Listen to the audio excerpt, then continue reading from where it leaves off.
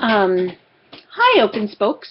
Erin connecting from Japan, and it is Monday night, October 28th, and I was intrigued by Ben's video, so I thought I'd share a little bit of my own ideas on how to stay positive and everything like that. So to start with, I really agree with a lot of the concepts that Sherry brought up with in her video. I think that one of the biggest ways to switch from professional development to professional learning is to have it be something that comes from the stakeholders and doesn't happen to the stakeholders. And so it involves not pre-planning and getting, the biggest name out there in, but it involves really chatting up and reflecting with people and figuring out what they want to do. Reflecting back on my own practice, I know that some of the ways that I learned the most were when I worked with someone else or I was helping someone else go through a process, because I had to really understand what it meant for myself and why I did things. So I became more metacognitive of what I was doing in my office or in my classroom than just doing it. And when we become more purposeful, we tend to learn a little bit more. So, setting up some mentorships or some partnerships I think would be really helpful.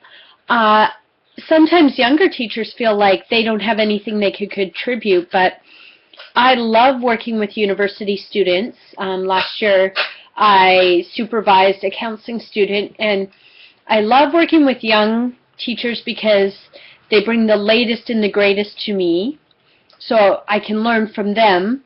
But on the other hand, I have a little bit of experience, and so they can learn from me, so I feel like it's a really good sort of combo of give and take. So mentorship programs I highly recommend. I also recommend helping people to get out of their zones.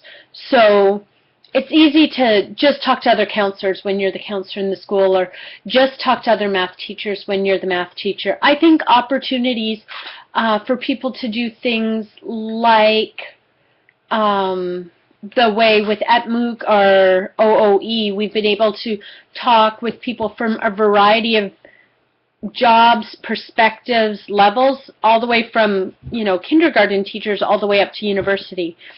So I feel that everybody, including my children in the background who are blowing you kisses, has a lot that they can teach us. One of the things that happened at my school last year that I really liked and I think is really kind of neat and would be good to be able to incorporate is sort of doing shout-out sessions. So once a month we would have our staff meeting, and once a month a different department would be given a few minutes to sort of brag about what they were really proud of. So something that their department they felt was doing really well, or something they were working on. And I feel that that's really important because it's a way to highlight the things that are going really well, and those things that you put a lot of effort into and then you're not quite sure if anybody even notices because you're just inside the classroom. So incorporating a shout out I think is a really good idea.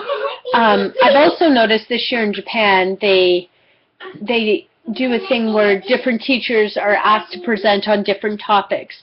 So instead of paying for knowledge from outside, which I'm not saying people from outside aren't important, but really taking advantage of those wonderful resources that we all have within our districts and being able to use those. Anyways, just thought I would share a few thoughts.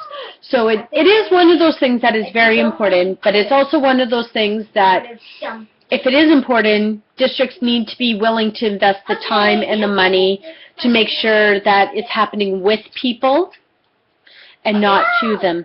Thank you, Ben and Sherry, for your thoughts.